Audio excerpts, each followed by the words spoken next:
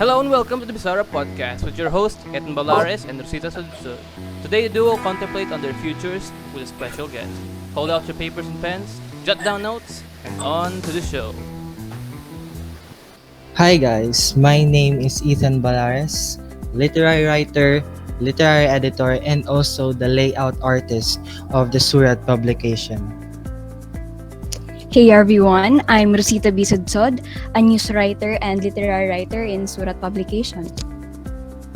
So today's podcast, we have a special guest. So, can you please introduce yourself, special guest, our special guest? Yes, hello everyone. Good afternoon. I am your guest for tonight. Sorry, but it's actually night here right now because it's dark. But we always make the dark days, the dark nights a day for everyone so that we'll always have a new day. So we consider it a day for everyone. Good morning and good evening and good afternoon to all. I am Adrian Bigay, your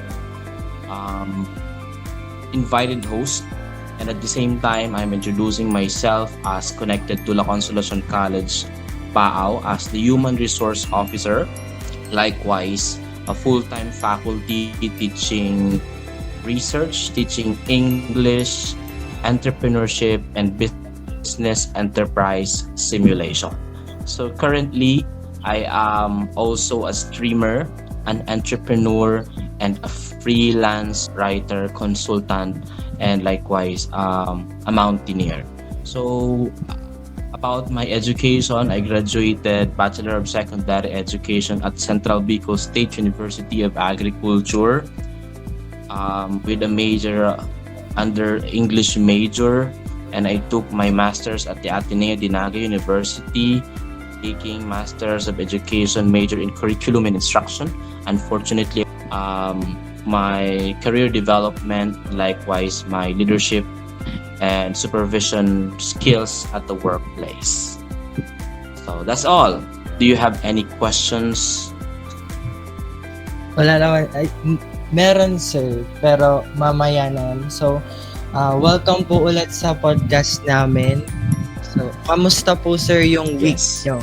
Ngayong kamusta po? Okay ka pa po ba sir? So far, I'm always confronted with difficulties. Yeah, okay pa naman so far. Every week, it's always a challenging week and days ahead. Challenge in schoolwork, challenge in streaming, applications, and of course, family life challenges. It always calls my attention every day. Okay, sir. We have prepared some questions here, but before that, we will like to give some of our experience to you. Kasi you are our teacher in our business, diba po sir? So, parang yes, meron kaming experience about your teaching and all of that. So, we want you to tell us about you as a person, yung deep dive to you as a person, parang separate from what you do in your work. So, about you, yung streamer po kayo, diba? So, okay, so let me tell you about it. Something that is far from work, that is something very personal, right? About streaming, if we're going to talk about streaming, it takes days and weeks before I give you the entire thing while I am contemplating on my work and on my streaming job or duties, because I can say that both actually works because they are both giving me incentives and opportunities like salaries, commissions, honorarium, and the likes. So there's no difference between the two. But when I talk about streaming, I always contemplate on myself, like self-actualization, how do I prepare my content, how I do develop my streaming capacity, like boosting my live streaming How do I engage with my viewers, listeners? So those are things different from my workplace, or like different routines from the workplace. But it always um, calls my attention every day. More than anything else, streaming and working in school is almost the same. It's just that the focus is different in terms of the approach. When I am working at school, my approach is more on administrative works. It's more on academic works. But when I do the streaming online, my focus is actually content development. So how do I make content? Like, do I sing? What am I gonna sing today? What am I gonna speak? Or what will be my content for today? Who will be my target viewers? I always make sure that there is a plan before I make a move, especially when it comes to streaming. And it's really difficult nowadays to stream if you are not really used to it, because you are facing the public, and at the same time many people will come to you, will pass by, will join you, will give you gift, will bash you and everything. So it's really challenging. That's all. Yes, sir. Sa'yo ko nga po na first encounter yung pag-stream. Meron kasi pong mga dangers din po baga sa pag-stream, katulad ng strangers, like commenting and everything like that. And parang napagsasabay niyo yung work and also your parang hobby na work din yung pag-stream, di ba po, sir? And it's another stream of income to you as a person. Yes, actually, about streaming, it's not only a hobby for me now. Before, I considered it only as like a part-time, or when I'm bored I have to stream. It becomes an automatic work for me. It becomes a form of entrepreneurial activity, because yes, you're right, we earn from streaming. We get some money from it, and just to tell you, I get higher salary from streaming more than what I earn in my workplace. Sir, meron ka na po bang na-encounter na binash ka po nung listener mo po or viewer mo po? Tapos paano ka po doon paano mo po yung situation? Hinandle po? Okay, you have a very good question, Rosita. No? Different streaming app has different culture when it comes to interaction with viewers or with co-hosts.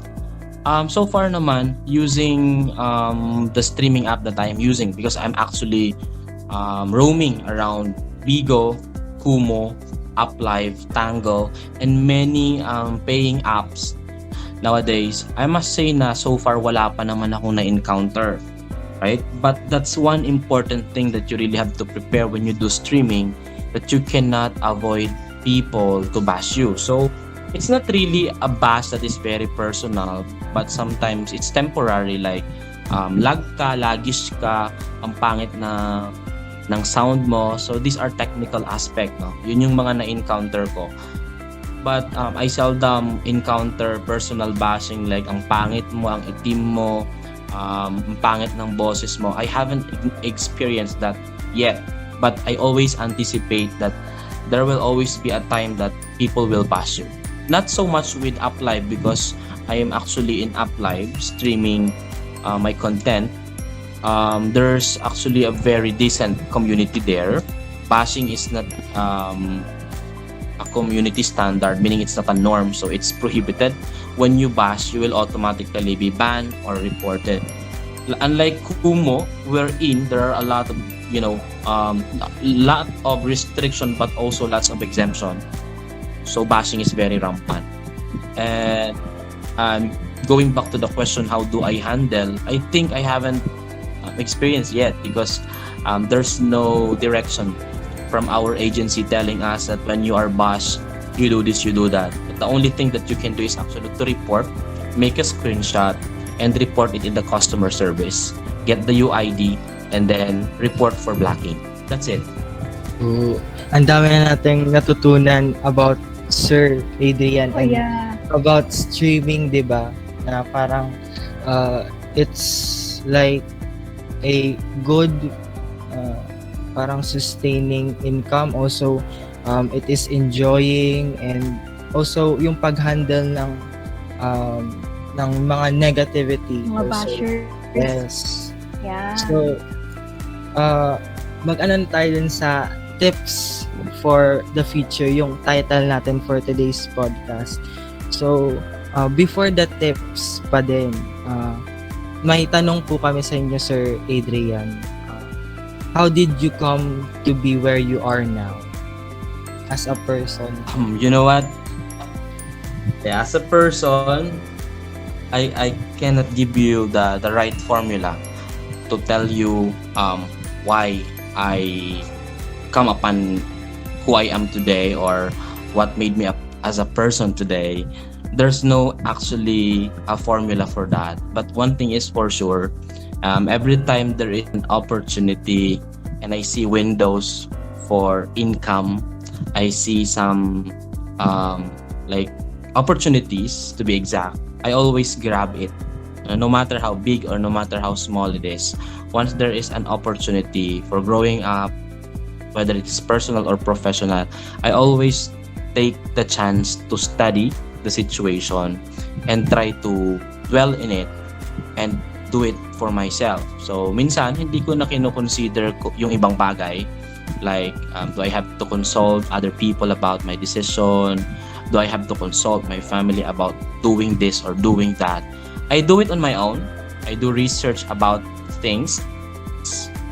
And at the same time, I tried it. I try and do it on my own so I could test whether if this one is for me or if this one is not for me.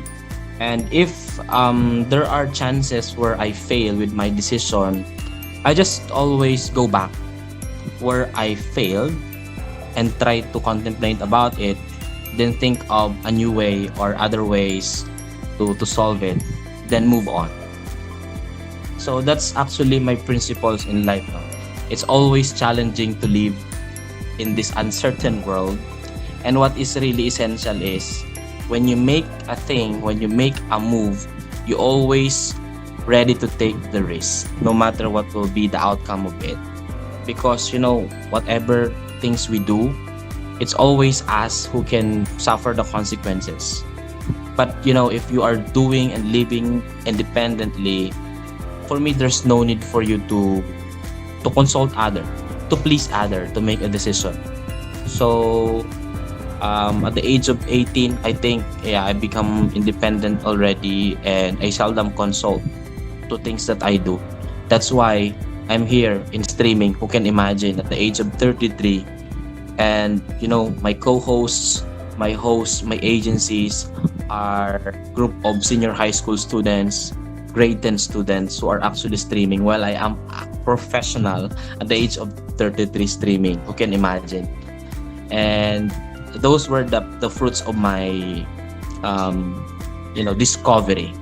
And hindi ako nagsisisi about it because I believe it's not always too late to try new things when there are opportunities. Yes, maganda po yung advice niyo po na we need to experiment within ourselves and also take risks, not let age combat, you know, the things we try. Kasi ngayon nga po as a Gen Z na people, meron kaming parang hustle culture na parang you need to be young to parang marami ng dapat achievements when you're young. So parang nape-pressure po kami na is there a future for us kung ganito lang yung nakukuha namin or meron kami. So yun po. Ikaw, Rosita, meron ka pang itatanong kay Sir? Wala naman. Ang ganda din talaga nung point niya na be ready to take risk, di ba? Kasi yung may mga tao ngayon na since yung competition natin ngayon, tumataas na yung standard natin eh. So, kailangan mas lalo kang maging competitive. Dapat mag-stand out ka. So, ayun, kailangan po natin mag-take ng risk, and kapag nagkamali tayo, tama din naman sinabi na you have to go back and then ayusin natin yung mga pagkakamali natin. So, yun. Yes. Sir, yung mga, diba, experiment nyo po and also taking risk, do you plan for that or bigla na lang po kayong may impulse kayo na ito na po yung gagawin ko ngayon tapos bahala na kung anong mangyayari? About it, I didn't plan for it. First and foremost, it's just happened like I'm browsing Facebook and then I suddenly saw a good streamer like doing a content, then parang nakatch yung attention ko. So I downloaded the app and then I tried the app like trying to study the platform, seeing the different opportunities there. So I haven't noticed also that it's a paying app. What I did is I do my content. I do the solo live without undergoing an agency contract. I just watch first. That's the thing. Nag-roam around ako sa applications and then may nakikita akong of different ages. Like may mga bata pa like 18 years old doing singing.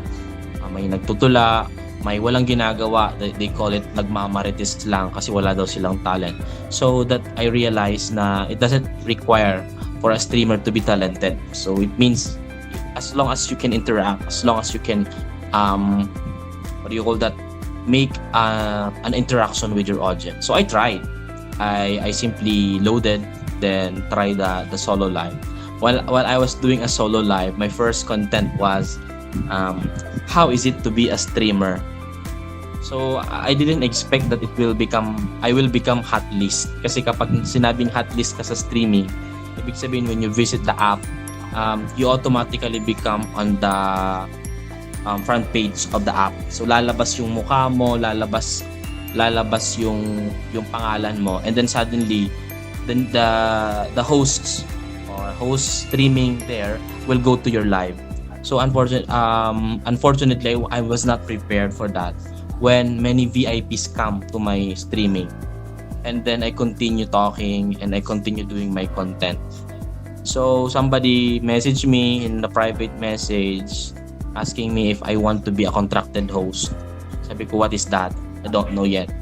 So then they offer me. After they offer and explain to me about the platform, I was shocked. And I was like, really? So then suddenly I haven't planned anything about it, but it goes on and on until I signed the contract. Then I become a regular host. Meron po pala kayong parang contract first time niyo pa lang po mag-stream? Yes, actually, hindi ko din alam yung contract kasi ang alam ko lang you will do the streaming. Unfortunately, if you are not a contracted host, you really have to apply directly to apply so that you will be able to compensate. Right? So kasi hindi ka pwedeng magla-live ka lang na magla-live na there is no contract. Yung mahirap nga po is yung magsa-start talaga. Yung you will start tapos hindi nyo po alam kung anong ginagawa nyo. Ganun. Yung example po ninyo is yung pag-stream. Like, nag-try lang po kayo and parang eventually nag-work naman and parang nakapag-explore po kayo kung ito pala yon yung ganyan. And parang na-shock pa po kayo na pwede palang kumita dito. Yes.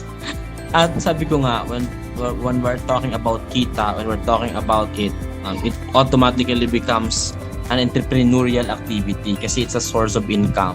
And since I saw an opportunity for that, I took the opportunity. And when I signed the contract, I tried doing the challenge. Like you really have to stream for 15 days and 30 hours. And it's very difficult because you really have to earn support. You really have to gain coins, diamonds for that every time you do the streaming. And you really have to earn at least a minimum of 5,000 diamonds.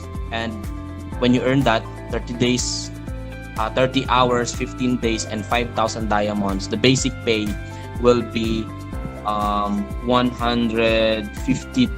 not 150, it's $80.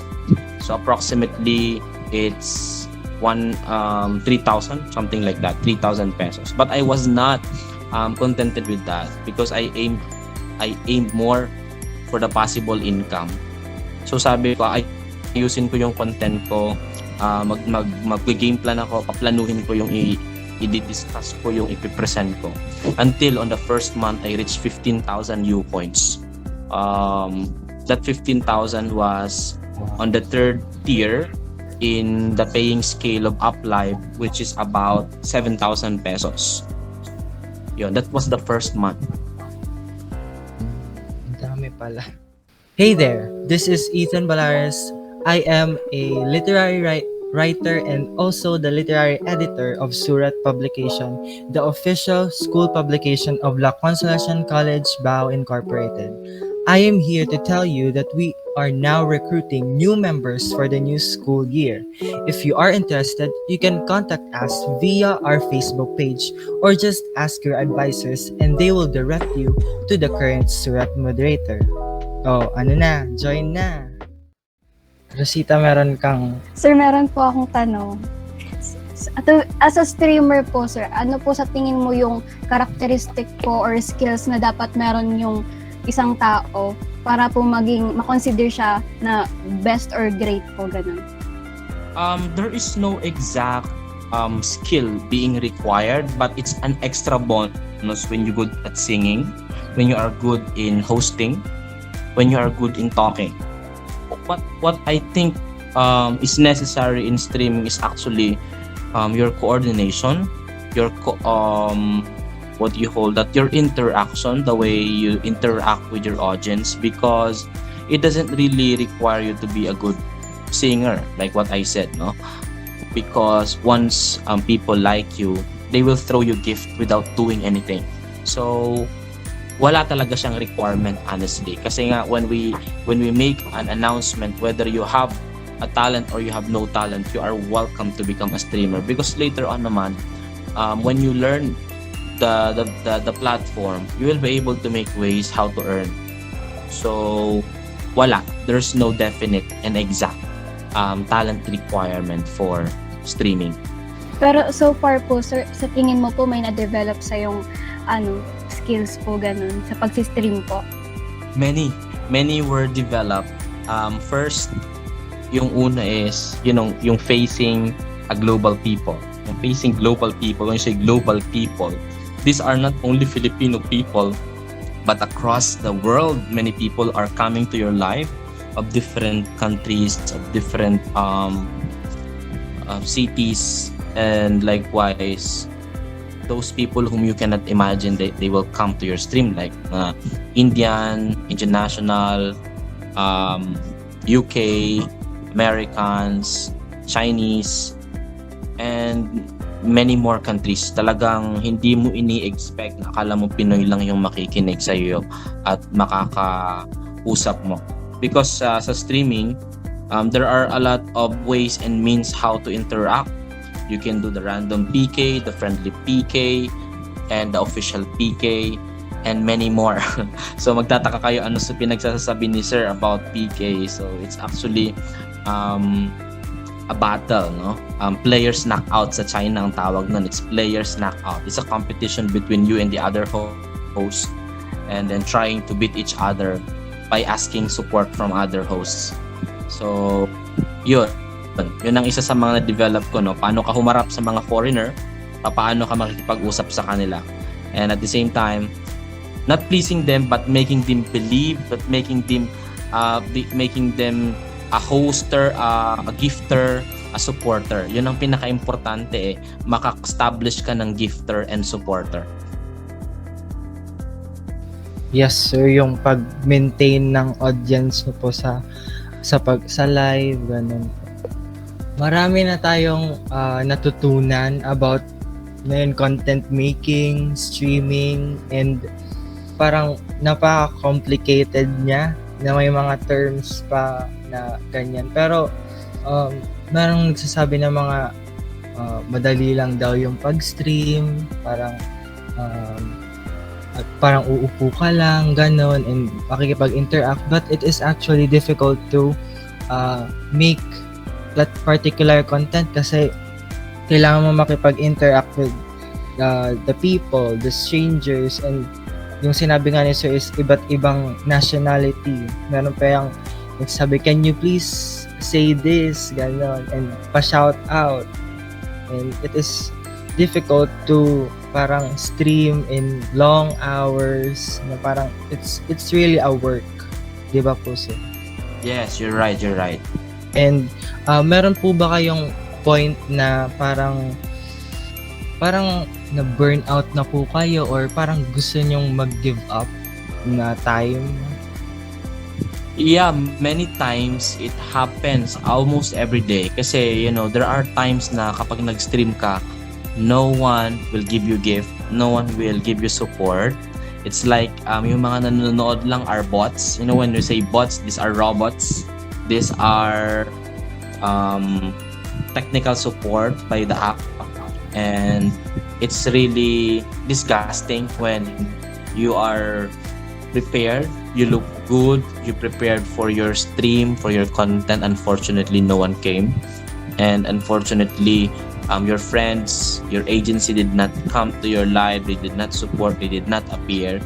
So minsan nakakalungkot isipin na hindi sila pumunta o walang pumunta, walang nanood. It's like it's a waste of time.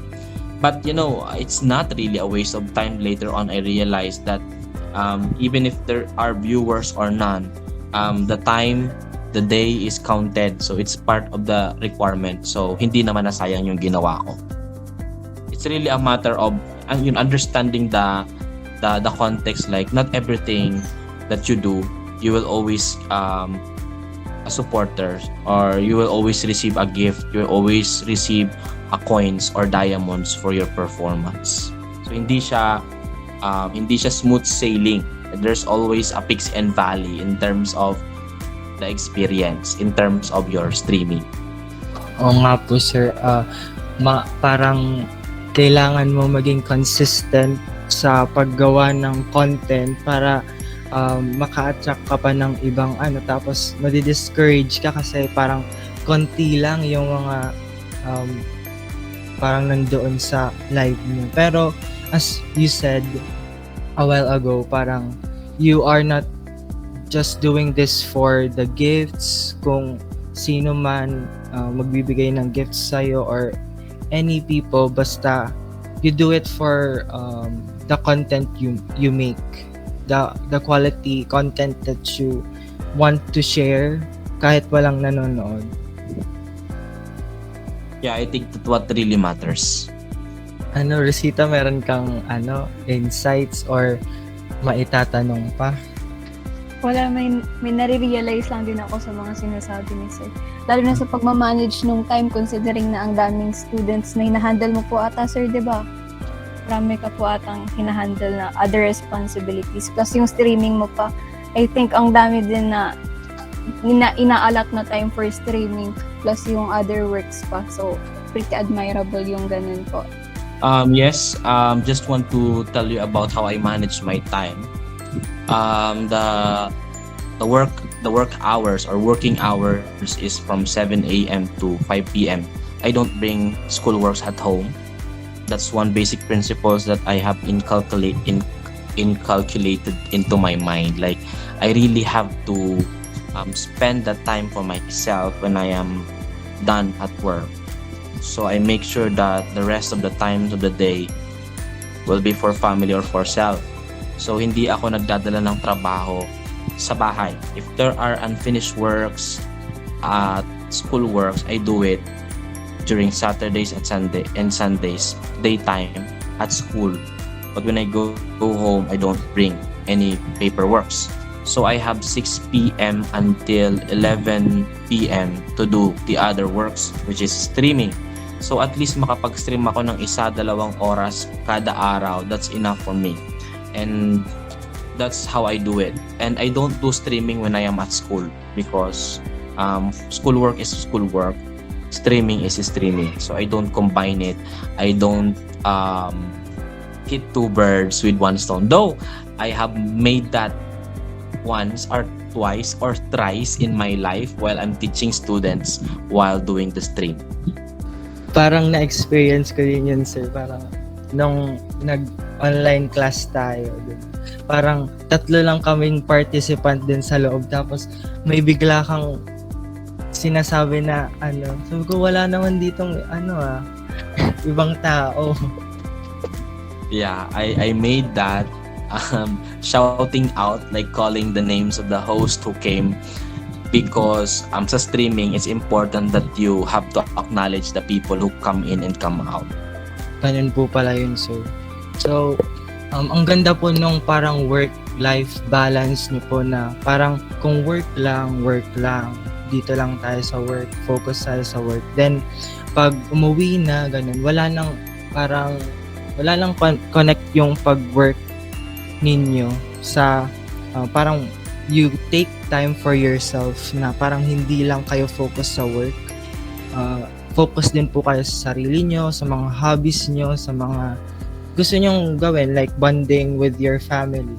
So, sa amin po kasi, pag nagmo-modules or online class, parang wala po kaming ganun na parang balance within ourselves. Parang, ay, mamaya na yan, ganun. What would you recommend to us po as students, na parang mahirap mag-balance ng schoolworks, lalo na ngayon na kami na yung nagma-manage ng time namin, walang schedule? Well, when it comes to time management, I cannot give you the right formula for that. But like what I always tell, it's priority management. Whichever is very important and urgent, you have to prioritize it. Because even if you have other matters, other things to do, if it's not urgent, if it's not a priority, don't do it. What is important is your priorities. If your priorities is schoolwork, then do your schoolwork. If your priorities are other things and it doesn't make sense, then you will lose. So you have to think and weigh what matters in your life as a student. I've been a student like you, and I've also experienced struggling with paperworks. But since I was an independent student before talaga, I really make sure that before the weekends, when I go home, after the long weekdays, I make sure that there are no paperworks left in my baggage. I make sure that I do things for income, for earning, for my baon for the coming week. So, nadala ko siya in the workplace, at the same time, na-apply ko siya. Oh, Rosita, meron ka pang tanong? Wala naman. Wrap up na daw. Last segment na, Raf. Okay. Sa last segment po namin, which is reflections, ito po yung magbibigay tayo ng mga lessons or insights na mabibigay natin sa viewers natin. Parang conclusions or kung ano man pong gusto nyong sabihin sa viewers natin. So, Rosita, pwedeng ikaw mag-start ng reflection for today's podcast. Yung today's podcast, na-realize ko na dapat kapag may opportunity, just grab it. Kahit ano pa, huwag mo nang isipin masyado yung baka tawag na to, masyadong risky. Dapat i-grab mo yung risk kasi sa kada risk na yun, may matututunan ka, may magigain ka, kahit hindi siya monetary, but at least meron kang experience. I think enough na din yun. Tsaka, yung sa mga bashing and sa mga criticisms, be open na lang siguro. And kung hindi mo naman, if you don't think hindi naman necessary na yung pangbabash, wag mo na lang siguro iti-take in kasi you know yourself, and hindi naman siguro yun yung pinaka-highlight, diba? Sa mga ginagawa natin. So, hindi naman kailangan pakinggan. Ayun siguro yung mga ko ngayon, parang remembrance ko for today. Yes.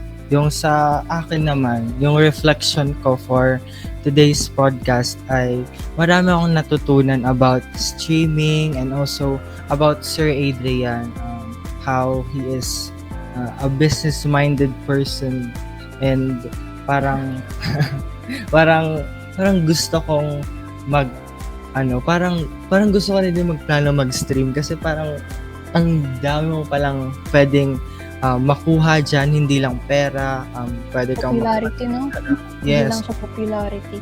parang meron ka ding relationship with other people. Yung sinasabi nga ni Sir is yung mga hosts na parang nakikipag-interact din siya sa mga strangers, sa lahat, ganyan. And parang na-i-improve yung communication skills as a host din. And also, as a person, parang natutunan ko na kailangan steady lang and try new things, di ba? And try to come out of your comfort zone. Yun yung natutunan ko for today's podcast. Ikaw naman po, sir, ano po yung reflections nyo sa mga sinabi nyo po all throughout this podcast? Isa sa mga reflections ko nowadays, because we are now in the digital marketing platform, meaning everything is possible, everything is accessible and convenient using online platform. I want the students to develop their digital leadership skills. It's very important nowadays, no? Like what you are doing. Who can imagine that we will be having podcasts?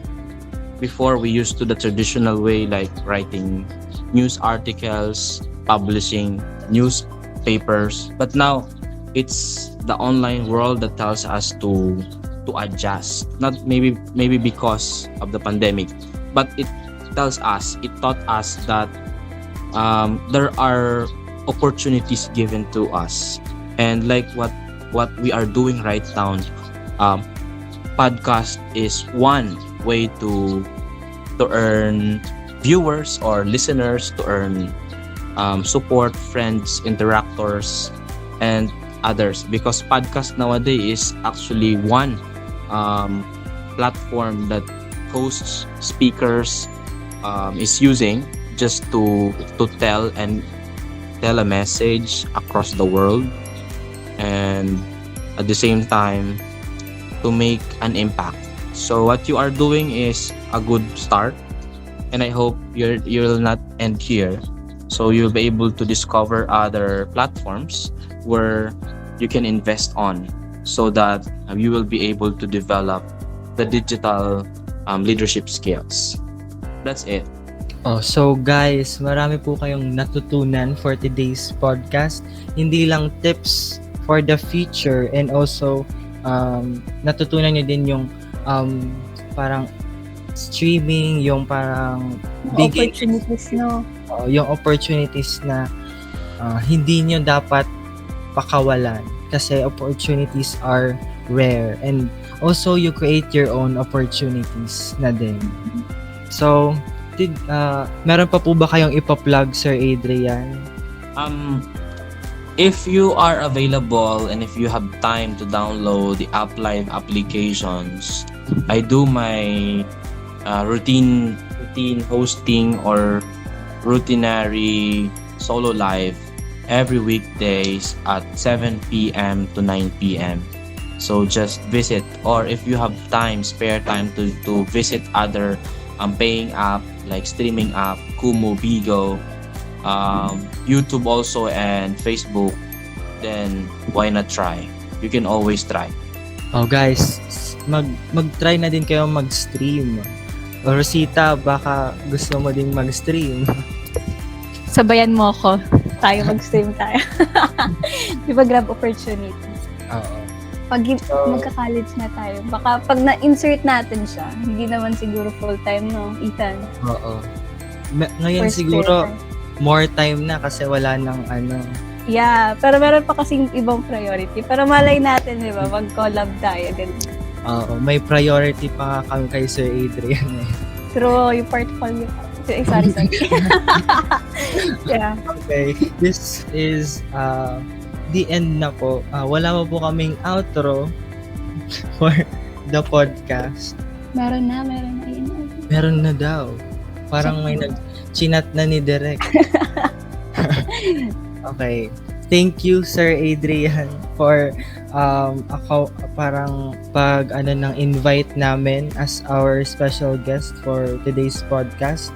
Marami po kaming natutunan about also parang realization within ourselves, tapos also content making. So, mag-outro na tayo, Rosita. So this has been the BISARA podcast. I am Rosita Bisudsod. And I am Ethan Balares. Thank you for listening to this episode. Come back next week for more sizzling content. Goodbye. Goodbye, everyone. Bye-bye.